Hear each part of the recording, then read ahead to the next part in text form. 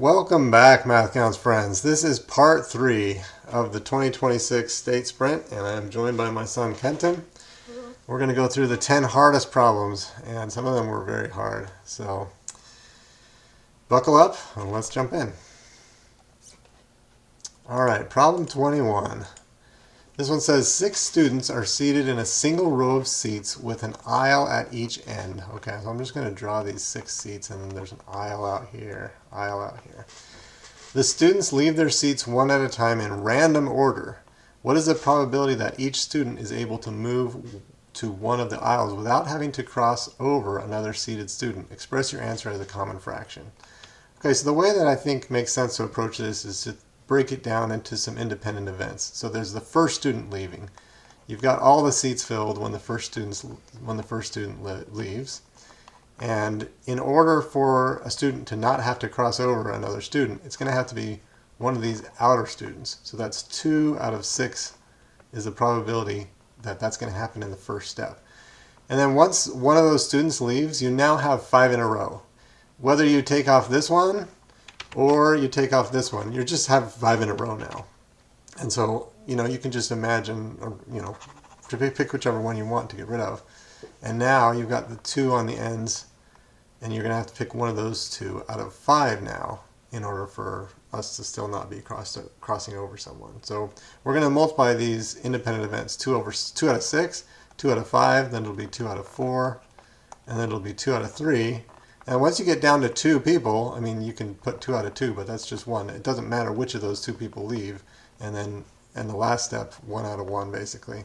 So we don't need those last 2 steps. It's just multiplying these 4 fractions together, like 2 to the 4th, which is 16 on the top. I guess actually we can cancel 2 of these 2's with this 4. We can cancel 1 of these 2's here, and that gives us 3 here. So let me revise this, and now we've got 2 out of 45. So the final answer is 2 out of 45. The probability is 2/45. All right, let's move on to number 22. All right, so this one says we've got a 4-digit integer, 2018, and it's composed of 4 distinct digits whose sum is 11. Including 2018, how many positive 4-digit integers are composed of 4 distinct digits whose sum is 11? So basically, there's 2 different cases here that we can split it up into. We can split it up into the cases where it has it has 1 0. We know it doesn't have more than 1 0 because then it wouldn't have 4 distinct digits. And then where it has no 0. And so if it has no 0, then we just need to find 4 distinct digits that sum to 11. And if you think about this, if you're trying to go as small as possible, you have to have a 1, a 2, and a 3. And then you're left with 5 left over. And it's pretty easy to see from here that there are no other cases, because if you try and switch it around, then it's not going to work out. And now I can move on to it does have a 0. And so we can list these in ordered triples. Well, not ordered, I guess. Yeah, triples. Because we already know one of them is a 0. So now we're looking for 3 distinct digits whose sum is 11. And so we can break this up into the highest number. And so if it has a 9 as the highest number, that's not possible, because then you'd have to have a 1 and a 1, which violates the distinct digits. And if it has an 8, then it has to have a sum of 3 for the other 2 digits, so it's 2 and 1. If it has a sum of 7, then it has to be 3 and 1. And then if it has a sum of 6, or highest digit of 6, it has to be a 3 and a 2. Or if it has a 6, it could also be a 4 and a 1. And then if it has a 5, then it has to be a 4 and a 2. And if it had a 4, then you would have to have a 4 and a 3, but that's not possible because there's 2 4s. So now we need to look at the orderings for this. So if it does have a 0, then we can figure out how many ways there are to order by first choosing where the 0 goes, and there's 3 choices for that, because you can't put it in the leading digit spot, so it has to be one of those 3. So that's 3 choices. And then for the next digit, so you've got 3 times, for the next digit, there's another 3 cases, because one of them has already been taken by the 0. And then the next one's 2, because 2 of them have already been taken, and then the next one's 1. So that gets us 18 in total. But we've got 1, 2, 3, 4, 5. So we do 5 times 18, and that gets us 90. And now we need to count the cases where there's no 0. And there's 4 factorial ways to do this, because we don't have a 0 that we have to worry about. So that's 24. And if you add these together, you get 114, which is our final answer. All right, excellent. 114 on number 22. Let's move on to number 23. This one says, let f of x be the periodic function shown such that f of x is equal to f of x plus 7. What that means is that every time you move over 7, the function is going to start repeating. And you can kind of see that. If you look at this function, there's kind of like a little weird m here. And then there's another weird m, and then another weird m, and it just keeps repeating. And the length of that repeat is 7. All right. And then it says, let's see, so such that f of x equals f of x plus 7 for all real values x, and let g of x equal f of x squared. Okay, so g of x is f of x squared. How many intersections of the graphs of y equals g of x and y equals 2 occur in the interval 20 less than or equal to x less than or equal to 22? Okay. So when you plug in 20 for x into g, that's going to be like plugging 20 squared into f. All right, so that's like going, if you were looking at f of x, you'd have to go from f of 20 squared, and then when you plug in 22 for x into g, you're going to be wanting to go from f of 20 squared all the way up to f of 22 squared. All right, so this is 400. Is the x value here, and 484. X squared is, 22 squared is 484. So basically you're going to be looking at this function f from 400 up to 484, and that difference from 400 to 484 happens to be a multiple of 7, right? It's 84. So that means you're going to have an integer number of these m's. It may not start at the beginning of the m or the end at the end, but if you start at any random point in here and you go over 7, you get the whole function basically. And so there are going to be some number of repeats, whatever 84 divided by 7 is. So 84 divided by 7, that'll give me 12. So basically I've got 12 of these m's in this span from 400 up to 484. And each of those m's, if you count the number of intersections for each of these m's with the value 2, the value y equal 2, you're going to find that there are 4 of these intersection points, right? There's one here, there's one here, there's one here, and there's one here. So if you've got 12 of these sections and they each have 4 intersections, that's going to be 12 times 4, which is going to be 48 intersection points. And that's our final answer on that one. All right, Kenton, 24.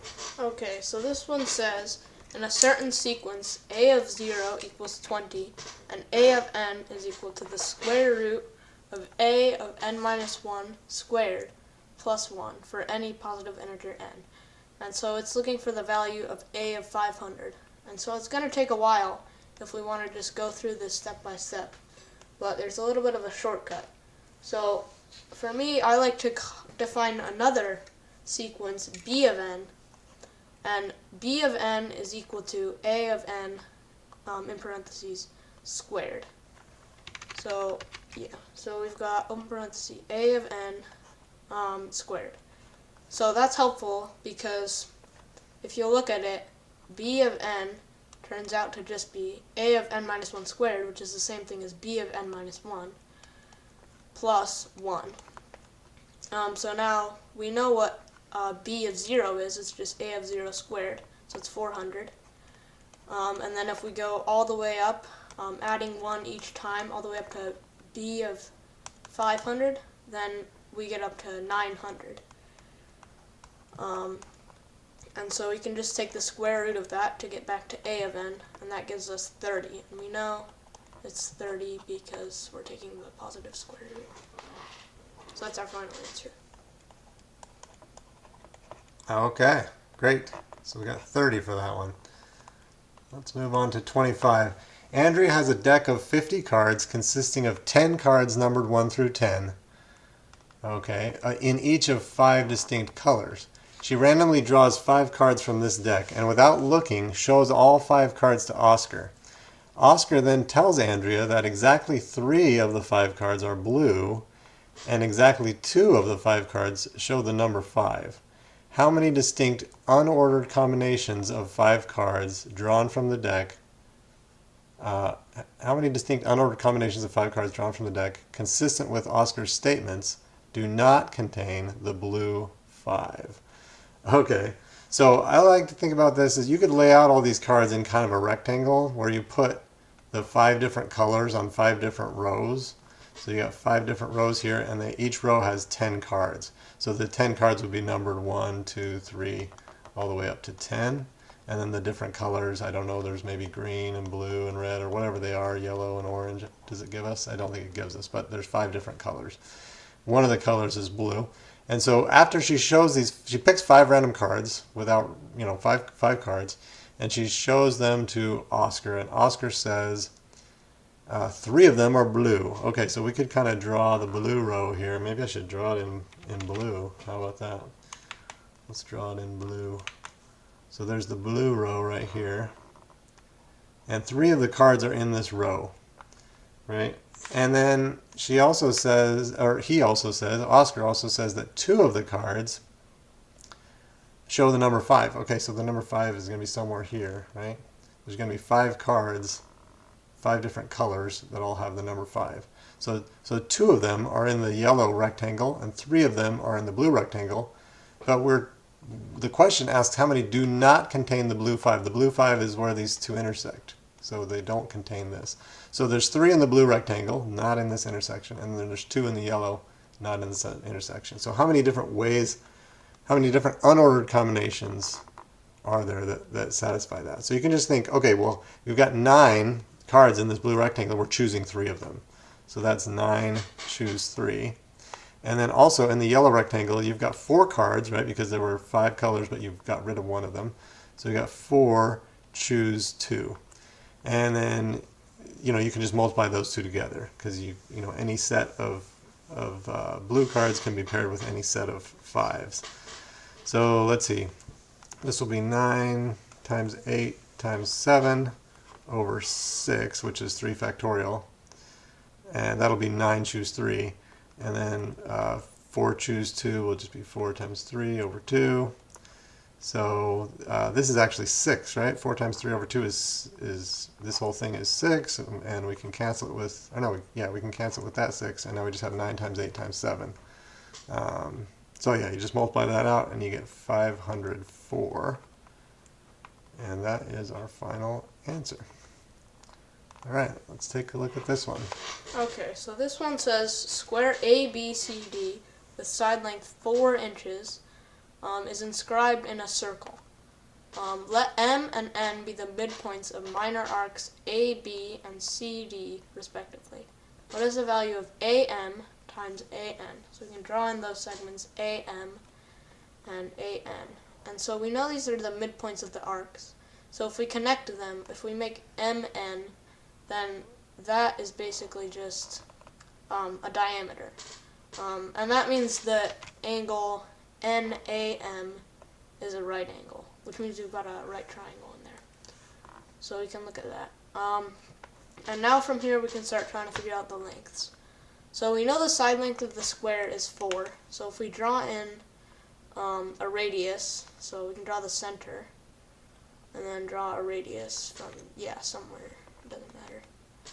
We know that length is 2 root 2 because we've got, you can make an isosceles triangle with bases of 2 and then a hypotenuse of 2 root 2. And that means we know MN, which is a diameter, has to be 4 root 2. So MN is equal to 4 root 2. And then if we look at the height of, we know the side length of the square is 4. So that means if we look at that tiny little triangle right there, then I guess the distance from the midpoint of side AB to M is going to be 4 root 2 minus 4, but divided by 2, because we're subtracting the length that's in the middle, but then we're dividing it by 2 because there's also one on the other side.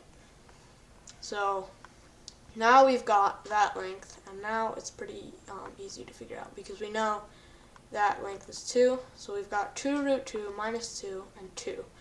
And when you do the Pythagorean theorem on this, you can just work that out. Square that plus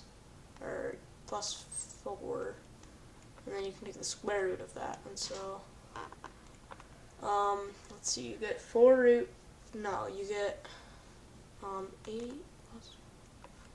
you get 8 minus 8 root 2 plus 4 plus another 4, and that is 16 minus 8 root 2. And so you can figure this out by, basically, you can figure this out by taking it out of the square root. So first you can factor out a 4 of this from this, because that's pretty easy. So you've got 2 square root 4 minus 2 root 2. And now from here, it's not too bad. You can just say, I like to call it square root of A plus square root of B is equal to 4 minus 2 root 2. Wait. Should we do this one? I think maybe when we multiply by this one, things will get better. Oh, okay. Yeah, that sounds better. Okay, so we know the diameter is 4 root 2. And then we square that, we get, we get 32, right? And then we can use Pythagorean theorem to subtract are you doing the diameter and then Pythagorean theorem on this triangle? Yes. We could also do the Pythagorean theorem on this other triangle here. Works too. Let's put a right angle there. I think that is a little better. It's not, well, I don't know. I feel like that might be easier. I guess either one's probably good. Let's do it your way. Okay, so we didn't actually have to factor the 2 out. That just made it a little harder. So we can look at MN, which we know is a diameter, diameter, and it has length of 4 root 2, which we already figured out. And when we square that, we get 32. So 4 root 2 squared is 32. And then you can subtract AM squared, which is just basically getting rid of the square root, and now we've got 16 minus 8 root 2. And so you have to be careful that you don't forget to factor the negative 1 into the 16 and the negative 8 root 2. And so you're left with 16 plus 8 root 2. And then you take the square root of that, and that is what you get for AN. And so we're looking for AM times AN. And so we can multiply those out, and that gets us, so we can do A plus B times A minus B is equal to A squared minus B squared. So basically, so we're going to cross this out, yeah, right? we're crossing that out. So you know, square root of A times square root of B equals square root of AB. So we're looking for square root of 16 plus 8 root 2 times 16 minus 8 root 2, which is the same thing. We can look at this and we can see that it's the same thing as A squared minus B squared, right? So that gets us 256 minus 128, which is just 128, it turns out. So we've just got square root of 128, and that simplifies to 8 radical 2. Okay, and that's our final answer, 8 root 2. Yes. Okay, that was great. Very good. Let's go ahead and move on to 27. So this is a fun one.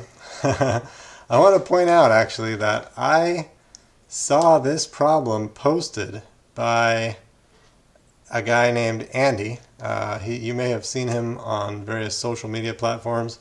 He posts, for example, on Threads. And he posted on this is kind of interesting. He posted this problem, exactly the same problem as problem 27 in the New York or the national, well, the state math counts. He posted it on February 19th, 2026. You can look this up. And he showed you how to do it. And yeah, it made me wonder when I saw that this was on the Mathcounts test, whether maybe the Mathcounts people follow this guy on Threads, people writing the test follow him on Threads, or maybe he and the people writing the test follow some other source that had this problem. But in any case, yeah, I don't know. Maybe it pays to follow this guy on Threads for next year, or other creators that have cool math problems. Anyway, I recommend you go check out Andymath.com, or you can follow this guy Andymath.com on Threads, and he posts some really interesting problems. And his favorite tagline is to say, "How exciting!" All right, so let's jump into this problem. Let's see, is it my turn or your turn? It's your turn. Okay, my turn. All right, let's take a look at this. So this is a as Andy explains, this is a power tower. When you have something like this, you might wonder whether this is, if you were to do this in parentheses, you might wonder whether it's this, or is it x to the x plus 1, like this. So it makes a difference which one is equal to this, and it's not this, it's this. So you do the exponentiation from top to bottom, kind of like this. So that's the first thing you kind of have to know in order to be successful at this problem. All right, but this problem, even though it's number 27, it actually turns out that it's not too bad if you know that little bit there, and you do some clever manipulation, because this x to the x plus 1 is the same thing as x to the x times x, right? And x to the x is 3, so this is equal to 3x. Okay, so all this stuff up here is just 3x. So we have x to the 3x, and that is equal to x to the x cubed. And that is equal, because we know x to the x is 3, that's just 3 cubed. And so the answer is 27. Let's put a box around it. Okay. Number 28. Okay, so this one, you have to know your factoring rules. And so the first thing, so we're looking for the sum of all prime factors of 2 to the 49th minus 2 that can be written in the form 2 to the n plus 1 for some integer n. So 2 to the 49 plus minus 2 is a pretty big looking thing, and it's tricky to factor, but there's a lot of tricks that you can use to help you. So the first thing, or the most obvious one, is to factor out a 2, which gives you 2 times 2 to the 48th minus 1. And now you can do difference of squares, so you can do a plus b times a minus b, gives you 2 times 2 to the 24th plus 1 times 2 to the 24th minus 1. And now we can do difference of squares again on 2 to the 24th minus 1, so we get 2 to the 12th plus 1 times 2 to the 12th minus 1. And the 2 to the 24th plus 1 looks a little trickier to factor. But it turns out you can use something called sum of cubes. And sum of cubes helps you factor things where it's x cubed plus y cubed. And so to factor sum of cubes, you do x plus y, which is 2 to the 8th plus 1, times x squared minus x plus, x squared minus xy plus y squared. So we've got 2 to the 8th is x and y is 1, so we've got 2 to the 16th minus 2 to the 8th plus 1. And so that's what we can factor that one into. And we can keep going like this. We've got 2 to the 12th minus 1, that factors difference of squares. We can do 2 to the 6th plus 1 times 2 to the 6th minus 1. And then we can keep going. We've got We can factor 2 to the 6th minus 1 into 2 cubed plus 1 times 2 cubed minus 1. 2 cubed minus 1. And then we can also factor 2 to the 12th plus 1 into 2 to the 4th plus 1 times, remember it's x squared, so that's 2 to the 8th, minus xy, 2 to the 4th, plus y squared, which is 1. So 2 to the 8th minus 2 to the 4th plus 1. And we're almost there, I think. So right now it's pretty factored. It's almost all the way. We could factor 2 to the 6th plus 1 to give us 2 squared plus 1 times, so we've got 2 to the 6th plus 1 we're factoring right now, into 2 squared plus 1 times 2 to the 4th plus 2 squared, minus 2 squared, minus 2 squared plus 1. And from here, I think we can do it. So we can start checking the ones that have got 2 to the n plus 1. So first we start with 2 to the 8th plus 1, which is 256 plus 1, 257. So that one, 2 to the 8th plus 1 is 257. And we can check divisibility rule for 3 on that one. It's not divisible by 3 because the sum of its digits is 14. And then we can do divisibility rule for 5. It's not divisible by 5. We can do divisibility rule for 7, which, if you don't know, it's you take the last digit and you multiply it by 2 and subtract it from the rest of the number. So that gives you, 11. And then divisibility rule for 11. That gives you 9 minus 5, 4, which doesn't work. And you can try the divisibility rule for 13 if you want. You multiply the last digit by 4, which gives you 28, and add it to the rest of the number. So that gives you, 53, and that doesn't work. And now we've checked all the primes up to square root of n, which is all we need to check. So 257 is one of the primes we need to count. So let's underline that one. And then we can look at 2 squared plus 1. And that one's pretty obviously prime because it's 5, which we already know is prime. So we can underline that one. We've also got 2 cubed plus 1. That one isn't prime, but you can see...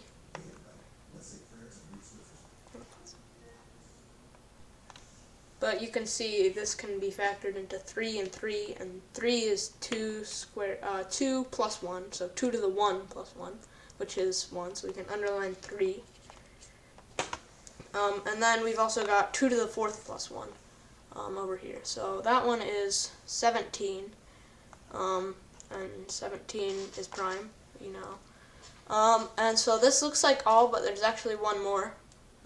Because if you think about 2 to the 0 plus 1, that's 1 plus 1 is 2, and we've already factored out a 2 at the very beginning, right up there, and so that's another one we need to count.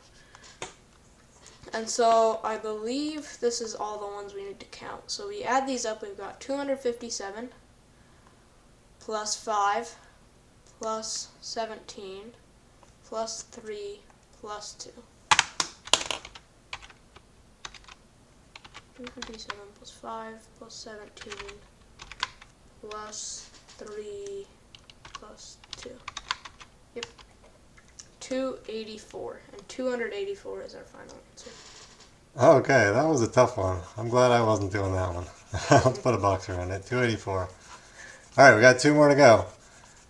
This one says Vasuda picks up a stick of length 20 inches. She breaks it at a point exactly 3 inches from an end point and puts the smaller piece down. Okay, let me draw that. So this is 20 inches, and then she breaks it. Here 3 inches. So there's 3, and that'll leave 17. Okay, she puts this one down.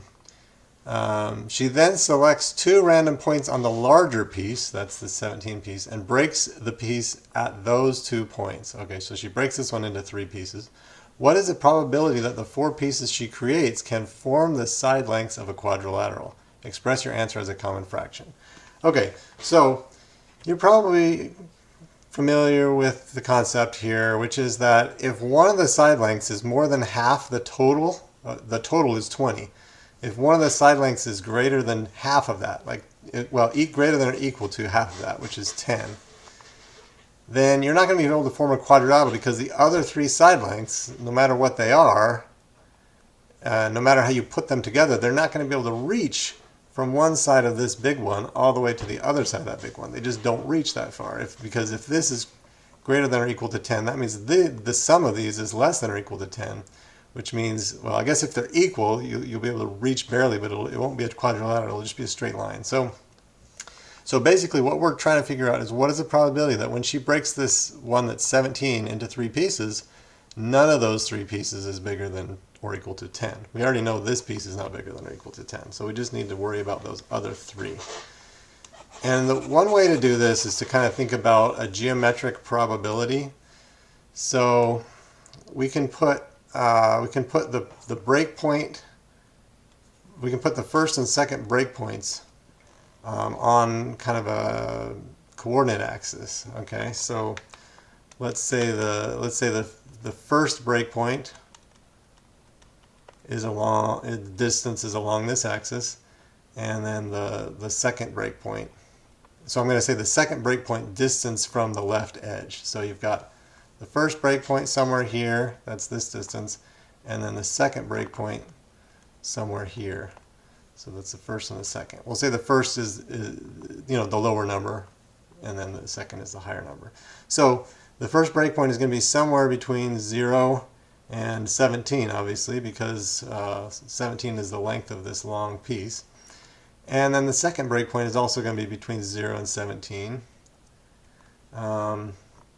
And so somewhere in this, so any point within this square, let me draw that a little better. Any point within this square, you could think of as being the first and the second breakpoint. Now this point actually isn't valid because the first is a little bigger than the second. So I'm going to draw a diagonal line like this, and we'll say that we're going to be somewhere actually up in this top triangle up here. Those are going to be our valid points. And so now we just need to figure out for all those points in that triangle which ones end up giving us a stick that's at least 10 long. Okay, so we can start down on this corner. If we have 2 small numbers for our breakpoints like this, really small numbers, that'll be somewhere down in this corner, then that third length is going to be really long. In fact, anytime that our second breakpoint is below 7, so let's draw 7 on here, somewhere here. This is 7. Anytime that our second breakpoint is below 7, that means we'll be down in this triangular region here. Then the third stick is going to be at least 10 long. So there's that region, which if you're in this region, you're not going to be able to form a quadrilateral. And it's because the third piece will be too long. Now, what about the second piece being too long? In order for the second piece to be really long, you need to have the first breakpoint be small and the second breakpoint be very large. So that would be somewhere up near this corner here. And actually, it's anytime the difference between the first and the second breakpoint is at least 10. So this is you can draw a diagonal line that represents that difference being 10, and that'll go from well, if you're at 0 here, that'll be at 10. So it'll start there at 10 and it'll go all the way up to the 10 point here. So anything above that line, anything up here, the difference between the first and the last breakpoint will be 10 or greater, basically. So that points up there will also not form a quadrilateral. Okay, so we've covered the case where this case was where the third thing was long. This case was where the second was long. This is the third. And so what about when the first one's long? Well, the first one's going to be long if both breakpoints are high. So that's somewhere up near this corner. And in fact, as long as the first breakpoint is at least 10. So the first breakpoint is at least, I think this, we can call, oh, let's see, was this 10? Oh, this shouldn't have been 10. I said this was 10, but I was wrong. Let me fix that. That's supposed to be 7. Hopefully you already noticed that I made that mistake. All right, this is 7. And then there's another point 10 here. Let me drop this down. This is 7. This is 10. We'll put the 10 here. So anytime you're up in this triangle where the first breakpoint is at least 10, that's this triangle, then you're also not going to be able to form a quadrilateral. Okay, so now we've identified the 3 regions where you're not going to be able to form a quadrilateral. We can also use symmetry to reflect it. Like in other words, if we switch the first and the second breakpoint, that will basically reflect this about here. So you'll have an invalid region here, you'll have an invalid region here, and then this triangle will come across like this, and you'll have an invalid region here. And these distances are all 7. So you've got a 7 by 7 square here, you've got a 7 by 7 square here, you've got a right triangle here, 45, 45, 90 triangle here and here, where the legs are 7 here and here. And those 2 triangles together will make another square like this, basically. So the total area of this 17 by 17 square is going to be 17 squared. That's going to be our denominator of our fraction. And we want to know what? The probability that the 4 pieces can form the side lengths of a quadrilateral. So that's the region that is not covered by these invalid regions. So that'll be our numerator. Our numerator will be everything that's not covered by these regions. So that'll be everything, which is 17 squared, minus these 3 squares. I'm going to call this square 1, square 2, and putting these 2 together, that's square 3. So that's 3 squares. Each one is 7 squared. So now it's just math. We just figure out what this is. We've got 17 squared is 289. And then we subtract 3 times 49, which is 147. And then we divide that by 289. And that's going to give us 142 divided by 289. All right, that's our final answer. We'll put a box around it. Okay, this one's really hard. Okay, so this one says Ford has an unfair random number generator that generates positive integers. When the generator is run, each positive integer n comes up with probability 1 over n times n plus 1. For example, the probability of generating an 8 is 1 over 72. Ford calls a positive integer interdimensional if it is 1 less than a triangular number. The first few interdimensional numbers are 2, 5, 9, and 14. What is the probability that Ford's random number generator shows an interdimensional number when run? So I'm going to interrupt you for just a minute. Like when I looked at this problem, the first thing I wondered was if all these probabilities add up to 1. The question wouldn't really make sense if all the probabilities didn't add up to 1. But I just kind of wondered that, and I wondered if there was a way to show that. And I think that maybe showing that first might be helpful. Yeah, so we can show this by using something called telescoping. And I'm going to leave a link to a Wikipedia article on telescoping series in the description of the video. Okay. So we can call them 1 over n times n plus 1. So the first one, so we can split 1 over n times, we can split 1 over n times n plus 1 into 1 over n. So this is equal to 1 over n minus 1 over n plus 1. And so you can figure that out by, if you do n plus 1, like you can find a common denominator, and it's n plus 1 minus n over n times n plus 1, which is obviously the n's cancel. The n's cancel, and then you're left with just 1 over n plus 1, n times n plus 1. And so now we've got them into 2 fractions, and from here we can do something called telescoping. So if you think about just plugging in 1 as n, then we've got 1 over 1 minus 1 over n plus 1, which is 2. And now we add the probability that it's 2. So 1/2, 1 over 2 minus 1 over 3.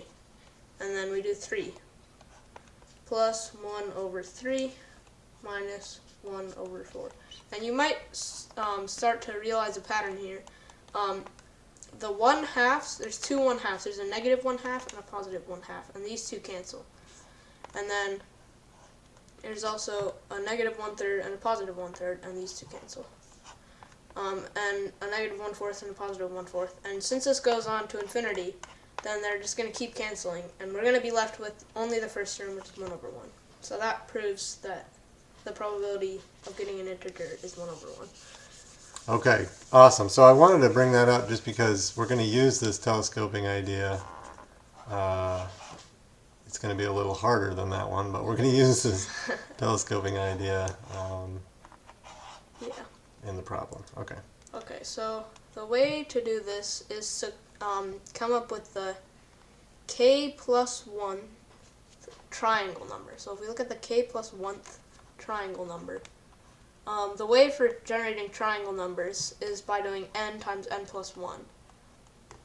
So we can look at the k plus 1th triangle number. That's k plus 1 times k plus 2, which is equal to k squared plus 3. Is this over 2? Oh yeah, this should be over 2. Yeah, I was just saying it. Over 2. So which is equal to k squared plus 3k plus 2 over 2. And then we're subtracting 1 from this to get an interdimensional number.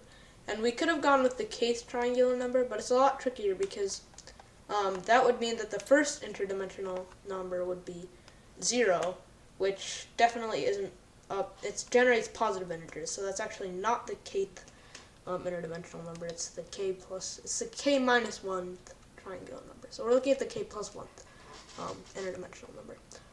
So now we're subtracting 1 from this to get an interdimensional number.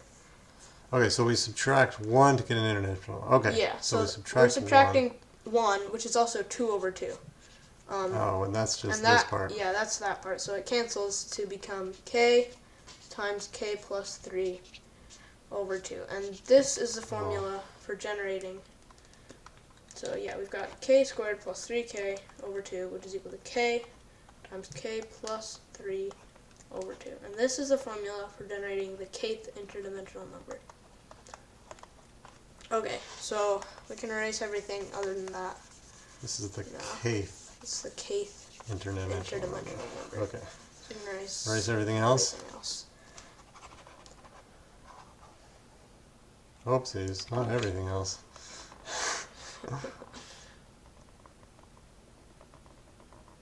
Okay, perfect. Alright, so now you need to plug this into the formula 1 over n times n plus 1. So we've got 1 over k times k plus 3 times k plus 3. And actually you'll notice that n plus 1 is just the same thing as the triangular number we already had. So that's just times, and we're dividing this by 2, so I should say that. K times k plus 3 over 2. That's this is divided by 2 here? Yes. And then times, since we're adding 1, that's the same as a triangular number. So it's going to be k plus 1, we already found this, k plus 1 times k plus 2 over 2. Okay, so from here we can get rid of So this is 2's. n, and this is n plus 1, right? Yes. Okay. Yes. So now we can get rid of the 2's and put them on the top, so that's going to leave us with 4. Put 4 up here. Yeah, 4 over k times k plus 1 times, okay, let's see, let me write that out. Yeah, so we're getting rid of the 2's, k times k plus 1 times k Maybe plus I should reorder these so they're in order. Okay, yeah, sounds good. Or I'll just rewrite it. So we've got 4 over k times k plus 1 times k plus 2 times k plus 3.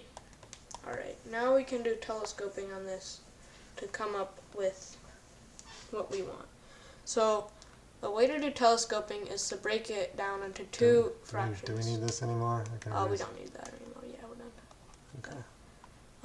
Yeah, so the way to do telescoping is to break it down into two fractions such that the next fraction cancels with it. So then we're going to have all the fractions cancel except for the first one.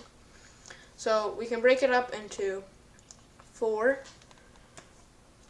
Alright, let's present it again.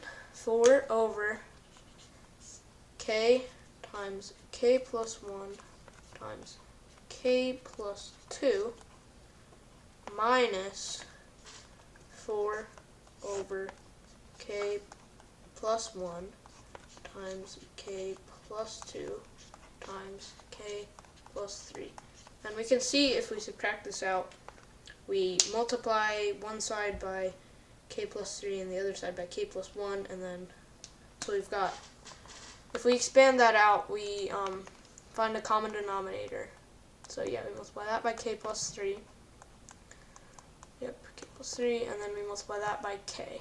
So then, yep, multiply by k, and then that gives us the 4k's on the top cancel, and then we're just left with 12 over what we want, k times k plus 1, etc. And so that means that this difference is going to be 3 times what we're looking for. So we can kind of put like an open parenthesis, close parenthesis sort of a thing with 1/3 in the front. So, okay, so you can erase the k plus. So let me erase all the yellow stuff, and that's Yeah. going to be 1/3 of this thing up 1/3 here. of the top Okay, thing. I'm just going to undo that whole thing we found. Well, we need to multiply it by 1/3 to get that other thing, right? Yes.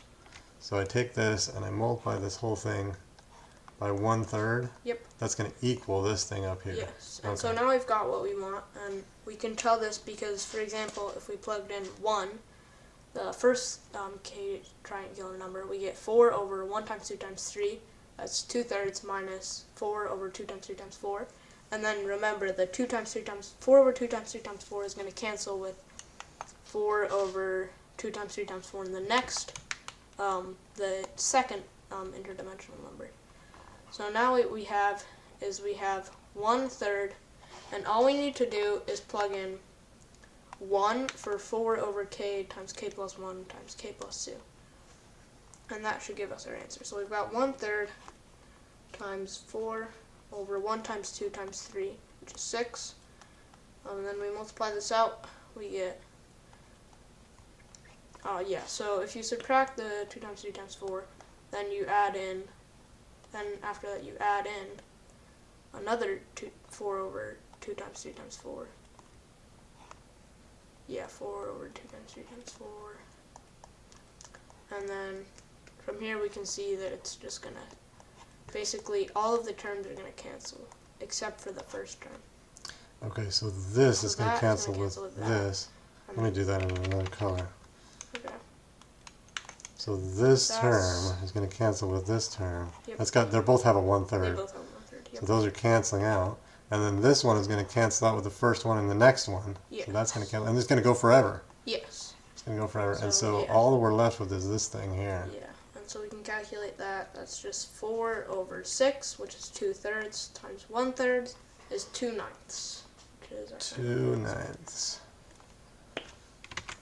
Okay, wow.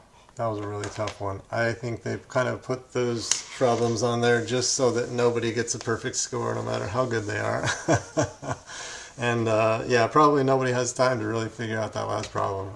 I know there were 4 people in the country, that at least that we know of so far, that got 41 or better. And my guess is that probably none of them got this one right, but you never know. It's a tough one. All right, well, I hope you guys all enjoyed that video, and we'll see you guys in the next one.